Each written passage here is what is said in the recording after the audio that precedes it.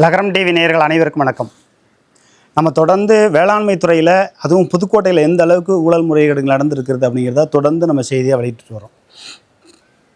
அந்த பெரியசாமி காலத்திலேருந்து ரவிச்சந்திரன் காலத்திலேருந்து இப்போ இருக்கக்கூடிய இணை இயக்குனராக இருக்கக்கூடிய சங்கரலட்சுமி காலத்திலேருந்து நம்ம ஒவ்வொரு விஷயமாக வெளியிட்டு கொண்டிருக்கோம். இதுபோல் துறை ரீதியாக என்னென்ன ஊழல் முறைகேடுகள் நடந்து கொண்டிருக்கிறது அப்படிங்கிறத அனைத்து இந்திய அண்ணா திராவிட முன்னேற்றக் கழகம் சொல்ல மறுக்கிறது. ஏனென்று சொன்னால் அவர்களும் அந்த ஊழல் முறைகேடுகளைத்தான் ஒவ்வொரு காலகட்டத்திலும் செய்கிறார்கள். திராவிட கட்சிகள் மாறி மாறி ஆட்சிகள் வருகிறது, ஆனால் காட்சிகள் ஒருபோதும் மாறப்போவதில்லை. சாத்தான்குளம் படுகொலை, திருப்புவனம், பொள்ளாச்சி, தூத்துக்குடி, இப்படி பல்வேறு விஷயங்கள் நடந்து கொண்டிருக்கும். அதே போல தான் அனைத்து துறைகளை விட மிக அதிகமான ஊழல் முறைகேடு நடக்கக்கூடிய துறை எதுன்னா தமிழ்நாட்டில் வேளாண்மை துறை. அதுவும் இந்தியாவிலேயே அதிகப்படியான ஊழல் நடக்கக்கூடிய துறை வேளாண்மை துறையில் தமிழ்நாட்டில் அதிக அளவுக்கு நடக்குது. துரைக்கண்ணிலேருந்து இப்போ எம்ஆர்கே பன்னீர்செல்வம், இந்த ரெண்டு பேருமே வன்னியர் தான். வேறு மாற்று சமுதாயத்தை சார்ந்தவர்கள் யாருமே விவசாயிகள் இல்லையா அப்படிங்கிற ஒரு கேள்விக்குறி இங்கே இருக்குது. சரி, இப்போ வேளாண்மை துறையில் இருக்கக்கூடிய சங்கரலட்சுமி, புதுக்கோட்டை மாவட்டத்தில் இருக்கக்கூடிய சங்கரலட்சுமி அவர்கள் அவங்க ஒரு டிடெக்டிவ் மாதிரி ஆட்களை வச்சுக்கிட்டே பெரிய அளவுக்கு பண்ணிகிட்டு இருக்கிறதா சொல்கிறாங்க. இவங்களுக்கு முதன்மை செயலாளர் வரணும் எப்படி நிகிதா தலைமைச் செயலகத்தில் ஆள் வச்சு எல்லா வேலையும் பண்ணாங்கன்னு சொல்லி பல்வேறு விமர்சனங்கள் வருது இல்லையா? அதுபோல் புதுக்கோட்டை மாவட்டத்தில் இருக்கக்கூடிய இணை இயக்குனர் சங்கரலட்சுமி மிகப்பெரிய ஆகப்பெரும் ஊழல் முறைகேடுகளை செய்திருக்கிறார் என்பதற்கு சாட்சியாக ஒரு ஆவணம் நம்மள்கிட்ட இருக்குது. அது என்னென்னு கேட்டிங்கன்னா, புதுக்கோட்டை மாவட்டம் கீழையூர் ஊராட்சியில் இருக்கக்கூடிய மலையடிப்பட்டிங்கிற கிராமத்தில் ஒருங்கிணைந்த வேளாண் வளர்ச்சி திட்டத்தின் கீழே 2021-2022 உலர்களம் ஒன்று அமைக்கப்படுகிறது. அந்த உலர்களம் அரசாணை எண் 290 வேளாண்மை உழவர் நலம். அதில் எப்படின்னு கேட்டிங்கன்னா, உலர்களம் அமைத்திட செய்யப்பட்ட தொகை 10,05,000. ஒரு கட்டத்தில் 10,50,000ங்கிறாங்க, 5,000ங்கிறாங்க, ஒன்றும் புரியல. ஆனால் 10,05,000 சொல்லி குறிப்பிடுது.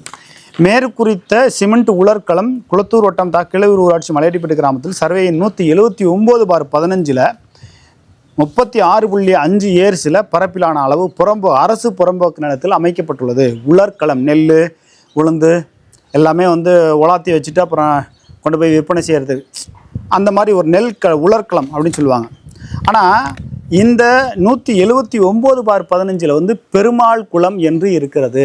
நம்ம ஆரம்பத்தில் அந்த உலர்களம் அமைக்க போகும்போதே நம்ம தொடர்பு கொண்டு அதிகாரிகள்கிட்ட நம்ம பேசணும், அந்த இடத்துல வைக்காதீங்க, என்னைக்கா இருந்தாலும் சிக்கல். நீதிமன்றங்கள் ஒரு உத்தரவு பிறப்பித்திருக்கிறது. எப்படி எனில், நீர்வரத்து பகுதி, நீரோடை பகுதி, குளத்துக்குள்ள அது போன்ற பகுதிகளில் அரசு கட்டிடங்களோ தனியார் கட்டிடங்களோ இருக்கவே கூடாது. அது தனியார் கட்டிடம் இருந்தாலும் அகற்றணும், அரசு கட்டிடம் இருந்தாலும் அகற்றணும். அப்போ அரசு உலர்களம் அமைத்திருக்கிறது என்று சொன்னால் இது யாரோட காலத்தில் நடந்திருக்குன்னு தப்பிச்சுக்கிறதுக்கு ஒரு வேலையை இப்போ ஒரு சதி திட்டம் தீட்டி புதுக்கோட்டை இணை இயக்குனர் சங்கரலட்சுமி மிகப்பெரிய ஒரு சதி வேலைகளை செய்கிறார். எப்படின்னா, உலர்களம் விடுவித்த அலுவலர் நாகரத்னம் பிஇ உதவி செயற்பொறியாளர், ஓய்வு பெற்றவர். இப்போ இதுக்கு முன்னாடி நம்ம இது சம்மந்தமாக தகவல் அறிவு உரிமை சட்டத்தில் பல மனுக்கள் நம்ம கேட்டிருக்கோம், எதுக்குமே தகவல் கொடுக்கல. இப்போ மாட்டிக்க போகிறாங்கன்னு நல்லா தெரியுது. இப்போ என்ன பண்ணுறாங்க, ஓய்வு பெற்றவர் நாகரத்னம் அவர் காலகட்டத்தில் அது நடந்துச்சு, அவர் தான் அனுமதி கொடுத்தாரு அப்படிங்கிற லெவலுக்கு கொண்டு வர்றாங்க. ஏன்ப்பா ஓய்வு பெற்றவர் போய் என்னப்பா பண்ண போகிறீங்க, விடுங்கப்பா அப்படின்னு சொல்லி 2 பேர் பஞ்சாயத்துக்கும் வர்றாங்கன்னு வைங்க. ஆனால் நான் என்ன சொல்கிறேன்னா, புதுக்கோட்டையில் சங்கரலட்சுமி இணை இயக்குனர் அவர்கள் எப்படியெல்லாம் ஊழல் முறைகேடுலேருந்து தப்பிக்கலாம் அப்படின்னா, இவர்கிட்ட நீங்கள் பாடம் எடுத்துக்கிட்டிங்கன்னா, இந்தியாவில் என்ன உலகத்தில் எங்கே வேணாலும் ஊழல் முறைகேடுகள் செய்யலாம். ஒரே மாவட்டத்தில் 10 வருஷம் வேலை செய்கிறாங்க இந்த அம்மையார் சங்கரலட்சுமி. ஒரே மாவட்டத்தில் 10 வருஷம். திருச்சியில் இருக்கக்கூடிய பிரதீப் குமார் மாவட்ட ஆட்சியராக இருக்கார். 3 வருஷத்துக்கு மேலே மாவட்ட ஆட்சியராக இருக்க முடியாது. குளத்தூரில் இருக்கக்கூடிய கவியரசன் 2 வருஷமோ 3 வருஷமாக இருக்காருன்னா அதுக்கப்புறம் அவர் வட்டாட்சியராக இருக்க முடியாது குளத்தூரில். இப்போ இருக்கார் சோனை கருப்பையா வட்டாட்சியராக இருக்கார் அப்படின்னா அவர் 1 வருஷமோ 2 வருஷமோ 3 வருஷமோ அதுக்குள்ளே அவர் விருப்ப மனு கொடுத்து எனக்கு அந்த பகுதியை கொடுங்க, இந்த பகுதியில் கொடுங்க, ஏதோ ஒன்று போகலாம். ஆனால் ஒரு மாவட்ட ஆட்சியர் 3 வருஷம், வட்டாட்சியர் 3 வருஷம், ஏன் முதலமைச்சர் 5 வருஷம், எம்எல்ஏ 5 வருஷம், எல்லாத்துக்கும் ஒரு விதிமுறைகள் இருக்குது. ஆனால் சங்கரலட்சுமிக்கு எந்த விதிமுறையும் கிடையாது. எல்லா விதிமுறைகளையும் தளர்த்தி எங்கெங்கெல்லாம் ஆள் இருக்கோ அங்கங்கெல்லாம் ஆள் வச்சு எல்லா வேலையும் பண்ணி சொல்லிய முடிச்சிடறாங்க. ஒரே மாவட்டத்தில் 8 வருஷத்துக்கு மேலே இங்கே வேலை பார்க்குறாங்க. அவள் எந்த அளவுக்கு ஊழல் முறைகேடு நடந்திருக்கும். இப்போ நம்ம முதன்மை செயலாளருக்கு நம்ம புகார் மனு அனுப்பியிருக்கோம். இந்த மலையடிப்பட்டியில் உலர்களம் அமைத்ததில் அந்த இடத்துல இருக்கக்கூடிய அந்த உலர்களத்தை சுத்தமாக இடித்து விட்டு குளத்தை இன்னும் ஆழப்படுத்தணும், அது விவசாயிகளுக்கு பயன்படும். இன்றைக்கி வேணால் விவசாயிகளுக்கு வந்து அது வந்து மழை பெய்யாமல் இருக்கலாம். ஒரு காலகட்டத்தில் நல்ல மழை பெஞ்சுன்னா அது ஒரு பெருமாள் குளம்னு அது வந்து இதில் ஆதாரத்தில் இருக்குதே, அது ஒரு பெருமாள் குளம். ஏன்னா அந்த பெருமாள் குளத்துக்குள்ளே இவங்க வந்து உலர்களம் அமைத்திருக்கிறார்கள். அப்போ ஒவ்வொரு ஊராட்சியிலையும் ஒவ்வொரு பகுதியிலையும் இது போல் வந்து அமைச்சாங்கன்னா என்ன நடக்கும்? அப்போ இந்த வேளாண்மை துறையில் எவ்வளோ ஊழல் முறைகேடுகள் நடந்தாலும் அதையெல்லாம் ஒரு காலமும் எந்த காலகட்டத்திலையும் யாரும் சுட்டி காட்டப் போவதில்லை, பேசப் போவதில்லை. எதிர்க்கட்சியும் பேசப் போவதில்லை. சமூக ஆர்வலர்கள் பேசினாலும் ஏகப்பட்ட மிரட்டல்கள் விடுகிறார்கள். நாங்கள் எந்த விதமான மிரட்டலுக்கும் அஞ்ச போவதில்லை. இவர்களுக்கு ஒரே அடியாக இதிலேருந்து தப்பிக்கிறதுக்கு என்ன வழின்னா, இதில் வந்து நாகரத்னங்கிறவர் ஓய்வு பெற்ற அதிகாரி, அவர் காலகட்டத்தில் தான் இது கொடுக்கப்பட்டதுன்னு தப்பிச்சுக்கிறதுக்கு இந்த வேலைகளை செய்கிறாங்க. நம்ம வந்து முதன்மை செயலாளர் கணிப்பிருக்கோம், தட்சிணாமூர்த்தி இயக்குனர் கணிப்பிருக்கோம், மாவட்ட ஆட்சியர் இப்பொழுது இருக்கக்கூடிய அருணா ஐஏஎஸ் நேர்மையாக நடவடிக்கை எடுப்பாங்கன்ற ஒரு நம்பிக்கையில் அவங்களுக்கு புகார் மனு அனுப்பியிருக்கோம். அதே போல் வருவாய் கோட்ட ஆட்சியர் ஐயா அக்பர் அலி ஐயா அவர்கள் மீது நமக்கு மிகுந்த நம்பிக்கை இருக்குது. இப்போ ஆரம்பத்தில் இந்த ஏரியா சூழல் சரியில்லாமல் சில நடவடிக்கை எடுக்காமல் இருந்தார், இப்போல்லாம் அடிக்கடி நடவடிக்கைலாம் எடுக்கிறாரு. அதே போல் வட்டாட்சியர் சோனை கருப்பையா அவர்களுக்கும் நம்ம வந்து மனு அனுப்பியிருக்கோம். உடனடியாக வெகு விரைவில் அவர் வந்து நடவடிக்கை எடுத்து இந்த சங்கரலட்சுமி அவர்கள் சம்பந்தப்பட்ட காலகட்டத்தில் எந்தெந்த அளவுக்கு ஊழல் முறைகேடுகள் நடந்துச்சுங்கிறதுக்கு இது ஒரு உதாரணம். அதாவது ஒரு பானை சொத்துக்கு ஒரு சோறு பதம்பாங்கள்ல, ஒரு பானை சொத்துக்கு ஒரு சோறை எடுத்து பார்த்தா போதும். அப்படியே ஒரு கைப்பிடி அள்ளி வெந்துருச்சா வேகலையான்னு கையை விட்டு அள்ளி பார்க்குறதில்ல, கரண்டியை விட்டு அள்ளி பார்க்குறதில்ல. ஆனால் சங்கரலட்சுமி என்ற ஒரு நபர் இந்த நாகரத்னம் என்ற ஒரு புழுவை மாட்டி விட்டுட்டு பெரிய திமிங்கலமாக இருக்கக்கூடிய சங்கரலட்சுமி தப்பித்துக் கொள்வதற்கு அனைத்து சதி வேலைகளும் செய்து கொண்டிருக்கிறார். அதனால தான் நம்ம சொல்கிறோம், இந்த சங்கரலட்சுமி ஆகச்சிறந்த ஊழலை மிகச்சிறப்பாக செய்யக்கூடியவர். இவங்களுக்கு வந்து விரைவிலே பணி ஓய்வு பெறப்போகுது. இவங்க பணி ஓய்வு பெறக்கூடிய நிலைமை வந்து அவங்களுக்கு ஒரு 50 லட்சம் 1 கோடின்னு கிடைக்குதுன்னு வைங்களேன். அது போன்ற நிதிகளை எல்லாம் தடுத்து நிறுத்தி அரசாங்கத்திற்கு பொருளாதார இழப்பு ஏற்படாத வகையில் ஏற்கனவே என்ஓசியில் ஆள் வச்சு எல்லா வேலையும் பண்ணுறாங்க.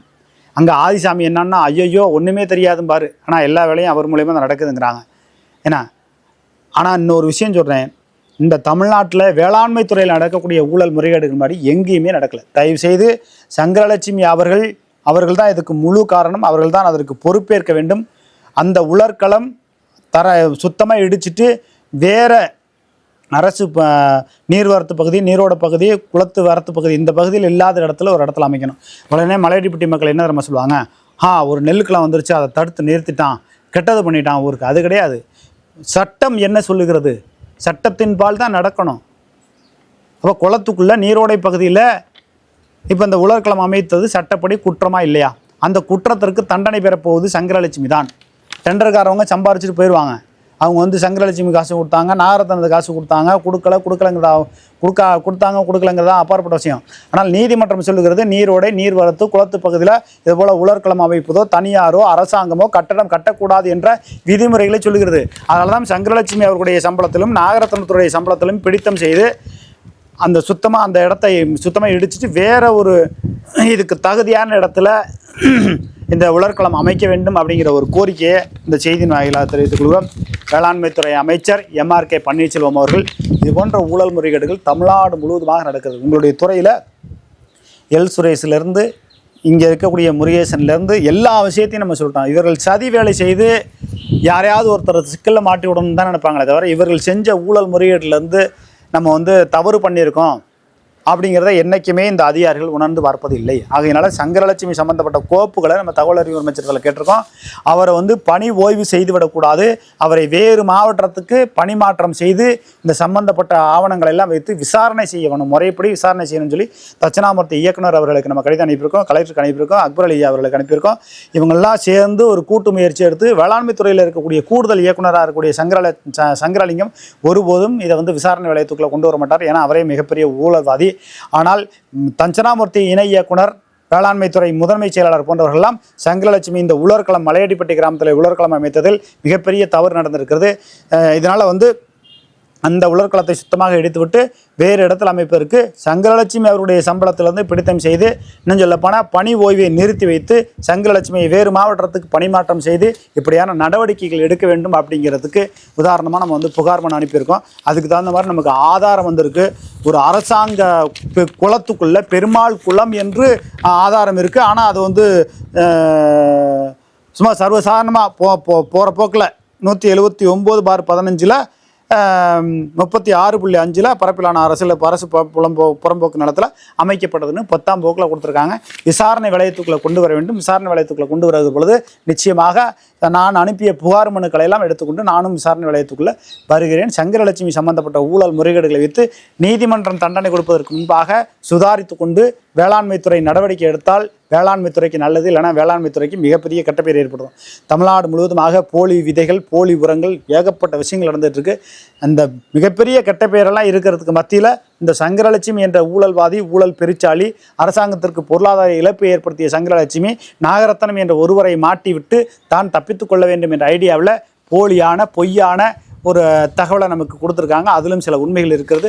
விரைவிலே நடவடிக்கை எடுப்பதற்கு வேளாண்மைத்துறை அமைச்சர் நடவடிக்கை எடுக்கணும். திராவிட முன்னேற்ற கழகத்தினுடைய தலைவர் ஐயா ஸ்டாலின் ஐயா அவர்கள் நிச்சயமாக அதில் கூர்ந்து கவனித்து நடவடிக்கை எடுக்கணும். திராவிட முன்னேற்ற கழகத்தினுடைய உளவு பிரிவு இந்த செய்தியை கொண்டு போவாங்க. திராவிட முன்னேற்ற கழகத்திற்கு தேவை போன்றவர்கள் என்னென்ன தவறு நடக்குதுங்கிறத சுட்டி காட்டி செய்தி வெளியிடுகிற பொழுது அதில் நடவடிக்கை எடுத்தாங்கன்னா நிச்சயமாக மக்கள் மத்தியில் திராவிட முன்னேற்ற கழகத்திற்கு ஒரு நல்ல பேர் கிடைப்பதற்கான வாய்ப்புகள் இருக்குது. வேளாண்மை துறையில் பல ஆயிரம் கோடி ஊழல் முறைகேடு நடந்தாலும் இந்த சங்கரலட்சுமி போன்ற கரும்புள்ளிகளை அகற்றினால் வேளாண்மை துறை விளங்கும் அப்படிங்கிறது அந்த செய்தியின் வாயிலாக தெரிவித்துக் நிச்சயம் சங்கரலட்சுமி சம்பந்தப்பட்ட அவர்களுக்கு தண்டனை கிடைக்கும் வரை, இந்த உலர்களம் மாற்றப்படுகிற வரை, சங்கரலட்சுமி சம்பளத்திலிருந்து பிடித்தம் செய்து இந்த வேலை நடக்கும் வரை இந்த செய்தி நம்ம தொடர்ந்து வெளியிட தான் போகிறோம். நன்றி, வணக்கம்.